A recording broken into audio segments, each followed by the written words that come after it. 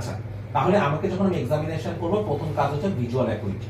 Visual অ্যাকুইটির জন্য কি দরকার? তোমার কাছে একটা স্নেলস চার্ট পরীক্ষার জন্য রাখতে হবে। দেখানো লাগবে না, বাট রাখতে হবে। কারণ আমি একটা ভিজুয়াল অ্যাকুইটি শুরু করি স্নেলস চার্ট থেকে। আমি যদি 6 ফিট দূরত্বে 6টা লাইন যদি পেশেন্ট ঠিক মতো পড়তে পারে বা আমার সাবজেক্ট ঠিক মতো পড়তে পারে, তাহলে অবশ্যই তার ভিজুয়াল অ্যাকুইটি 6/6। এরপর সে অনুযায়ী 6/12, 6/30, মানে 18, 24, 30, 36 এবার ভ্যারি করতে পারে। এটা আয়ের বিষয়, এটা আমাদের কাজ না। সো আমার কাজ হচ্ছে 6 লাইন 6 মানে মিটার দূরত্বে পড়তে পারছে কিনা, পেশেন্ট ঠিক মতো দেখতে পাচ্ছে কিনা। এটা হচ্ছে visual acuity by Snell's chart. Okay, এখন স্নেলস চার্টের কাজ শেষ। এখন ধরো তোমাকে তো পরীক্ষা স্নেলস চার্ট দিবে না, আর দেওয়ার সিস্টেমও তোমার ফাইনাল প্রফে নাই, যেটা তুমি পরীক্ষা দিবা। তার তোমাকে কি করতে হবে? আচ্ছা, এখন আমি যখন এক্সামিনেশন করব, ও তো গ্লাস পড়ে আছে, আমি কি করব? গ্লাসটা এক চোখ বন্ধ করতে বলবো। এইভাবে এভাবে এই চোখটা বন্ধ করো আমার হাতে সাইমultaneously। হ্যাঁ, উদ্দেশ্য কি? আমি যে চোখ দিয়ে দেখবো, পেশেন্টের করেসপন্ডিং চোখ দিয়ে সেই জিনিসগুলো দেখতে পাচ্ছে কিনা এটা আমাকে এনশিওর করতে হবে। তাহলে আমি এই চোখটা বন্ধ করলাম। আমি তখন প্রথম কাজ কি করব? ধরো প্রথম যে কাজটা, আমি কি কয়টা আঙ্গুল দেখতে পাচ্ছেন? 3টা। আমাকে কি পুরা মানুষ ঠিক মতো দেখা যাচ্ছে? আমাকে ঠিক মতো দেখতে পাচ্ছেন? দেখা যাচ্ছে। তাহলে দুটো প্রশ্ন হলো, আমাকে ঠিক মতো দেখা যাচ্ছে কিনা আর কয়টা আঙ্গুল দেখতে পাচ্ছেন? ও বললো 3টা আঙ্গুল দেখতে পাচ্ছে। তার মানে কি ভিজুয়াল অ্যাকুইটি যতটুকু আমি এক্সামিনেশন করেছি, কি হলো? এই চোখের ক্ষেত্রে, বাম চোখের ক্ষেত্রে কতটুকু হলো? Restricted to at least finger counting to above. এখন অ্যাবভে কত বেশি আছে এটা কিভাবে বুঝবো? Through Snell's chart. আমার কথা বুঝছো? এই জিনিসটা আমাকে বুঝতে হবে। তাহলে আমি দেখলাম যে আমাকে পুরো মানুষ দেখা যাচ্ছে কিনা। ও বললো দেখা যাচ্ছে। তারপর 2 নাম্বার কয়টা আঙ্গুল দেখতে পাচ্ছেন? তখন ও বললো 3টা আঙ্গুল দেখতে পাচ্ছে। তাহলে visual acuity at least finger counting থেকে উপরে হতে পারে, নিচে হওয়ার কোনো সম্ভাবনা নাই। এখন কয়টা আঙ্গুল দেখা যাচ্ছে? ও বললো কিছু বুঝতে পারছি না। তার মানে নেক্সট কাজ কি হবে? হাতের মুভমেন্ট করতে হবে। হ্যান্ড মুভমেন্ট ঠিক মতো বুঝতে পারে কিনা। ও যদি বলে হ্যান্ড মুভমেন্ট বুঝতে পারছি, তাহলে কি হলো? Visual acuity is restricted to hand movement. তোমাকে এর অ্যাবভ আর যাওয়া যাবে না, কারণ এর অ্যাবভ যেটা ছিল আমি দেখেছিলাম ওটা সে দেখতে পায় না। ঠিক আছে? এখন ধরো হ্যান্ড মুভমেন্টও বুঝলো না, তাহলে কি করব? আমি জাস্ট একটা লাইট দিব। লাইট দিয়ে আমি দেখবো পেশেন্ট দেখতে পাচ্ছে কিনা। ও যদি বলে কোয়াড্রেন্ট লাইট দিয়ে হ্যাঁ কিছুটা আলো আসছে, তাহলে visual acuity is restricted to projection of light. যদি সেটাও না বুঝে, তাহলে কিছু রে দিতে হয়। ওকে, তাহলে visual acuity is restricted to projection of rays. এরপর নিম্ন হলে inferior to projection of the rays. Blind বলবো না। ওকে, তাহলে আমার projection of rays, projection of light, তারপর হচ্ছে হ্যান্ড মুভমেন্ট, তারপর ফিঙ্গার কাউন্টিং, তারপর তোমার হচ্ছে স্নেলস চার্ট। মানে এইটা তুমি উপর থেকে নিচেও নামতে পারো, কিন্তু স্নেলস চার্ট অনুযায়ী আমরা দেখি না। আমরা ইউজুয়ালি ফিঙ্গার কাউন্টিং দিয়ে নিচে আছে কিনা দেখি। ফিঙ্গার কাউন্টিং ইনট্যাক্ট থাকলে আমি বলি I want to check the visual acuity with Snell's chart, complete visual acuity. Okay, তাহলে এটা কোন চোখে দেখলাম? বাম চোখে দেখলাম। ডান চোখে দেখতে হবে, তাহলে এই জন্য এই চোখটা বন্ধ করতে হবে। দিয়ে আমি বলবো আমাকে পুরা মানুষ দেখা যাচ্ছে, ঠিক মতো দেখতে পাচ্ছেন? দেখা যাচ্ছে। দিয়ে আমি বলবো কয়টা আঙ্গুল দেখতে পাচ্ছেন? 2টা আঙ্গুল দেখতে পাচ্ছেন। তাই 2টা আঙ্গুল দেখতে পারলে এটা ইনট্যাক্ট আছে, at least finger counting and above. যদি এটা না থাকতো, আমি হ্যান্ড মুভমেন্ট, তারপর আবার কি বলে প্রজেকশন অফ লাইট, এই দিয়ে নিচে নামার চেষ্টা করতাম। ঠিক আছে? অনেক সময় দেখবা আইএ লেখা থাকে ভিজুয়াল অ্যাকুইটি ভিএ টান দিয়ে পিএলপিআর। পিএলপিআর মানে projection of light, projection of রে। বুঝছো? অনেক সময় লেখা থাকে এইচএম হ্যান্ড মুভমেন্ট, মানে এফসি ফিঙ্গার কাউন্টিং। এইভাবে তোমাকে টার্মগুলো মনে রাখতে হবে। দিয়ে আমি ধরো ভিজুয়াল অ্যাকুইটি দেখলাম, দিয়ে বলতে হবে I want to check the complete visual acuity by Snell's chart. এইটা বলে এক্সামিনারকে আমার কমপ্লিট করতে হবে, নাহলে কিন্তু আমার কাজ শেষ হবে না। এক্সামে তোমাকে কখনো স্নেলস চার্ট দেখতে বলবে না, তো তোমাকে এটা দিয়ে তোমার এক্সামিনেশন শেষ করতে হবে। ওকে, তাহলে এটা ভিজুয়াল অ্যাকুইটি হলো। তাহলে অ্যাকুইটি সিস্টেমটা বুঝলাম আমরা।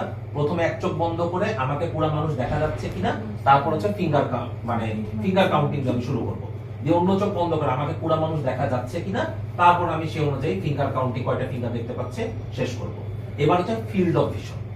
ফিল্ড অফ ভিশন কেন জরুরি? আমাদের কেন ফিল্ড অফ ভিশন জরুরি? কারণ আমাদের ব্রেনের প্রত্যেকটা চোখের জন্য কিছু ফিল্ড নির্ধারিত আছে, আল্লাহ তাআলা এভাবে ঠিক করে দিয়েছে। একটা যদি বাইরে দিকে দিকে চিন্তা করো, একদম এই সাইডে এই যেভাবে যে দেখতে পাচ্ছি, এটাকে আমরা বলি টেম্পোরাল ফিল্ড অফ ভিশন। এই যে নাকের মাধ্যমে আমি যা জিনিসটা দেখতে পাচ্ছি, এটা বলে নেজাল ফিল্ড অফ ভিশন। তাহলে এই চোখের জন্য একটা নাকের এখানে নেজাল ফিল্ড আছে, টেম্পোরাল ফিল্ড আছে। টেম্পোরাল ফিল্ড হচ্ছে অনেক ব্যাপক, আমি তোমার দিকে তাকানো অবস্থায় এইখানে বোর্ড দেখতে পাচ্ছি, মোটামুটি এক্সটেন্ড পর্যন্ত বোর্ড দেখতে পাচ্ছি, কারণ এটা আমার টেম্পোরাল ফিল্ড অফ ভিশন। আমি তোমার দিকে তাকা অবস্থায় এখানে অ্যাটলিস্ট 4 জন যে মেয়ে পাশাপাশি বসে আছে আমি দেখতে পাচ্ছি, এখানে ওদের জন্য তাকানো আমার জন্য জরুরি না। This is my temporal field of vision. অনেকগুলো মানুষ আছে, এটা জরুরি কেন? বিভিন্ন জায়গায় চোখের লেশন আছে। ছোটবেলায় একটা পড়ছিল না, যে একটা বিভিন্ন গোল গোল মাঝখানে কালো, এদিকে সাদা, এরকম একটা ছবি থাকে না, পড়ছিলাম? ফিজিওলজিতে ছিল, তারপর প্যাথোলজিতে ছিল, মেডিসিনে আছে, অপথলমোলজিতে আছে।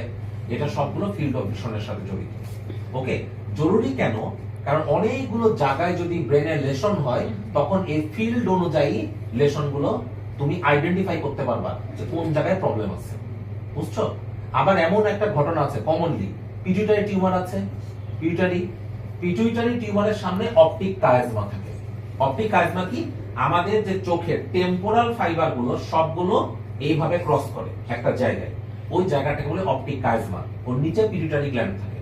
পিটুইটারি গ্ল্যান্ড যদি সাইজে বড় হয়, অপটিক কায়াজমাকে কমনলি কম্প্রেস করে। কম্প্রেস করলে কি অসুবিধা হবে? আমাদের এই যে ভিশনটা এটা চলে যাবে। তখন আমি এখানে কি করছি আর এখানে কি করছি আমি বুঝতে পারবো না। এখান থেকে যদি কেউ চুপচুপ করে সামনে মারতেও চায়, আমি তাকে দেখতে পাবো না। হ্যাঁ, দেখার জন্য এভাবে তাকাতে হবে। বুঝছো?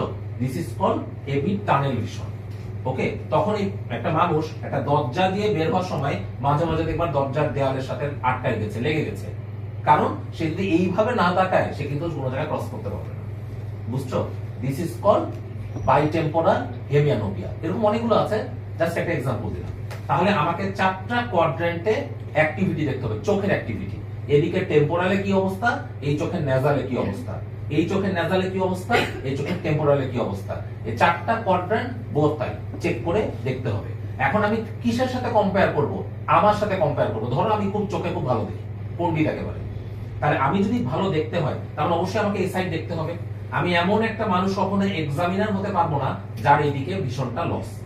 আমি রুগীর একদম মাথার সেম লেভেলে যেতে হবে, কারণ আমি আমার সাথে কম্পেয়ার করব। যে পয়েন্টে আমি দেখতে পাচ্ছি এই সময়তে ও দেখতে পাচ্ছে কিনা আমাকে আইডেন্টিফিকেশন করতে হবে। তাহলে প্রথম যে কাজটা করব, এই চোখটা বন্ধ, আমিও এই চোখটা বন্ধ করব। আমি ওকে বলবো আপনি সোজা আমার চোখের দিকে তাকায় থাকবেন, অন্য কোনো জায়গায় তাকায় দেখবেন না। ও যদি এভাবে তাকায় তাহলে তো সবই জিনিস দেখতে পারবে, তাই না? তোর আমার চোখে তাকাতে হবে। আমি দুজনের মাথা should be on the same level. একই লেভেলে না হলে এই টেস্ট কিন্তু কখনো করতে পারবো না। তো ধরে নাও আমরা একই লেভেলে আছি। 2 নাম্বার, এই চোখ আর এই চোখের দুটার ডিসটেন্স ইকুইভ্যালেন্ট, একই আছে। কারণ পয়েন্ট অফ ভিউ, যে পয়েন্টে আমি দেখতে পাবো এই পয়েন্টে ওর দেখা উচিত, যে পয়েন্টে আমি দেখতে পারবো না এই পয়েন্টে ওরও না দেখা উচিত। যদি যে পয়েন্টে আমি দেখতে পাচ্ছি কিন্তু ও দেখতে পাচ্ছে না, তার মানে প্রবলেম আছে। ওকে, তাহলে প্রথমে আমি দেখবো 2 টেম্পোরাল, আপার টেম্পোরাল, লোয়ার টেম্পোরাল, এরপরে আপার নেজাল, লোয়ার নেজাল, এই চোখের জন্য। ঠিক আছে? তাহলে আঙ্গুল আমি দিব যে আপনি এক চোখ বন্ধ করেন, আমার চোখের দিকে এক দৃষ্টিতে তাকিয়ে থাকেন। যখনই আঙ্গুলটা নড়াচড়া করবে এই হাতটা তুলে জানিয়ে দেবেন। ঠিক আছে? কিছু কোনো কথাবার্তা বলার দরকার নেই। ওকে, এখন ধরো এই পয়েন্টে আমি টিকলিং করছি আমার এর মধ্যে, আমি তো নিজে দেখতে পাচ্ছি না, ও দেখতে পাবে না। তাহলে ধরো এখন আমি দেখতে পাচ্ছি, তাহলে ওরা দেখতে পারো। ওকে, এখন ধরো এই পয়েন্টে আমি দেখতে পারবো, ওর দেখতে পারবো না, আমি পাচ্ছি না। এখন আমি দেখতে পাচ্ছি, তাহলে ওরা দেখার কথা। এই পয়েন্টে আমার দেখতে পাচ্ছি না, ওর দেখতে পাবে, বিকজ হচ্ছে এখন দেখতে পাওয়ার কথা। ওকে, তাহলে ওর 4টা ফিল্ডের ভিশন ইজ ইনট্যাক্ট।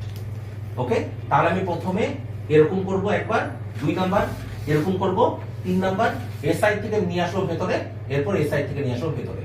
এই যে দুটো ফিল্ড দেখলাম এটা হচ্ছে নেজাল ফিল্ড অফ ভিশন, এই চোখের জন্য। এই যে বাইরের দিকে দেখলাম এটা টেম্পোরাল ফিল্ড অফ ভিশন।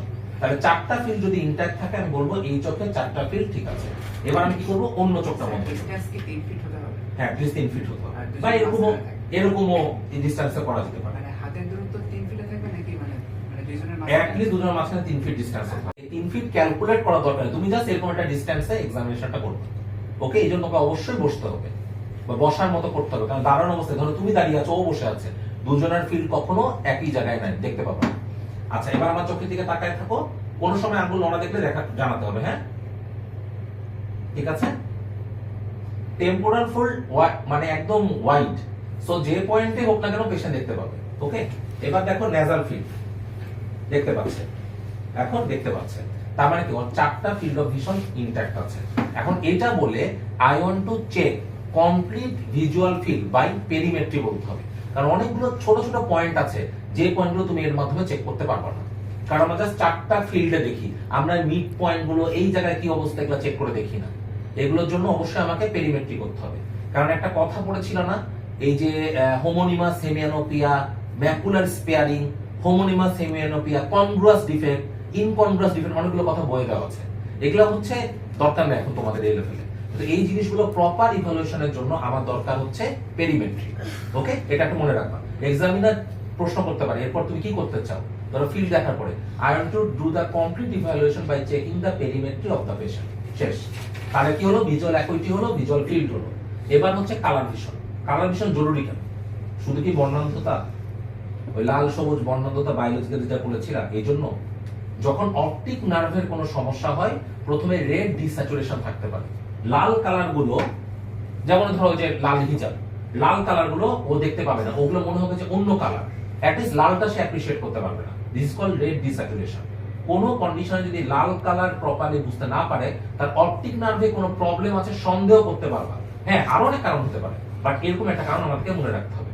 এই জন্য কি করব, আমি এই চোখটা বন্ধ করব, বন্ধ করে ধরো একটা কালার দেখালাম, এটা ধরো রেড কালার, জাস্ট মেরে তোমরা এই কালারটা কি, এই রংটা বুঝতে পারছেন এটা কি রং? ও বললো ধরো লাল, এরপর ধরো এটা সবুজ, জাস্ট ফর সেই, এই যে এটা সবুজের মতো অনেকটা, এটা কি রং? তখন বললো সবুজ। ওকে, এর সাথে এটা নীল থাকলে আরেকটা ভালো।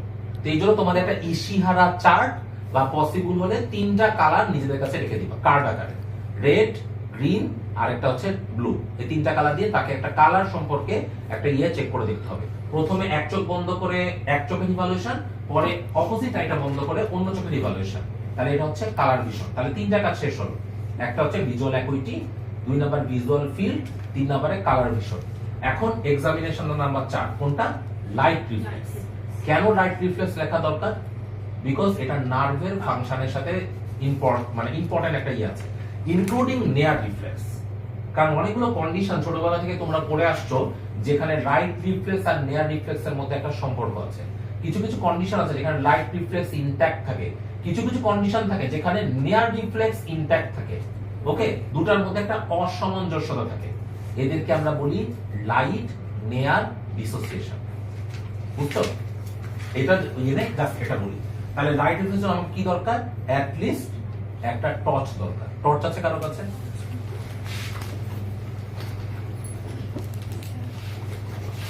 Thank you. আচ্ছা, তাহলে আমি এটার জন্য পেশেন্টের কাছে যাব, যে আমি এই এই চোখটার জায়গায় এখানে পেশেন্টকে হাত দিতে পারি, বা সবচেয়ে ভালো আমি যদি হাতটা দিই, তাহলে আমি এখানে একটা হাত রাখবো। আমাদের লাইট রিফ্লেক্স মোট 2 ধরনের, একটা ডিরেক্ট আর একটা কনসেনচুয়াল। যখন আমি এই চোখে লাইট মারবো, হ্যাঁ, তখন এই চোখটাও কিন্তু কনস্ট্রিক্ট করতে হবে। তাহলে এইটাকে ভালো বোঝার জন্য বা বোঝার অভিনয় করার জন্য আমাকে এমন একটা জায়গায় এক্সামিনেশন করতে হবে যেখানে আলো অনেক ভালো, কারণ আমি এই চোখে লাইট মারলে ডাইরেক্ট আমি চেক করে দেখতে পারবো এটা কনস্ট্রিক্ট করছে, এই চোখে তো আমি দেখতে পারবো না। সো আমাকে এরকম একটা অন্ধকার রুমে না হয়ে একটা ব্রড ডে লাইটের মধ্যে, যেটা এক্সাম হলে মোটামুটি লাইট ভালোই আছে, তাহলে এখানে আমাকে চেক করে দেখতে হবে। হ্যাঁ, চশমাটা খুলতে হবে। আর চশমাটা খুললো আমি কি করব, আমি জাস্ট এখানে একটা লাইট দেবো, এটা লাইটটা কনস্ট্রিক্ট করে কিনা।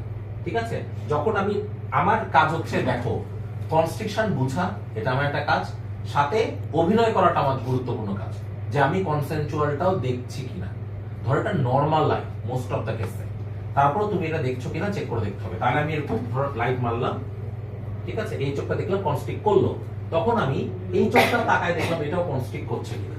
ওকে, তারপর আমি এখানে লাইট মারলাম, এটা কনস্ট্রিক্ট করলো, তখন আমি এই চোখটাও তাকায় দেখবো এটাও কনস্ট্রিক্ট করছে কিনা। এর মাধ্যমে আমি ডিরেক্টটাও দেখলাম, ইনডিরেক্টটাও দেখলাম। একটা চোখে যদি অপটিক নার্ভ ঠিক থাকে, তাহলে ডিরেক্ট ইনডিরেক্ট দুটাই ঠিক থাকে।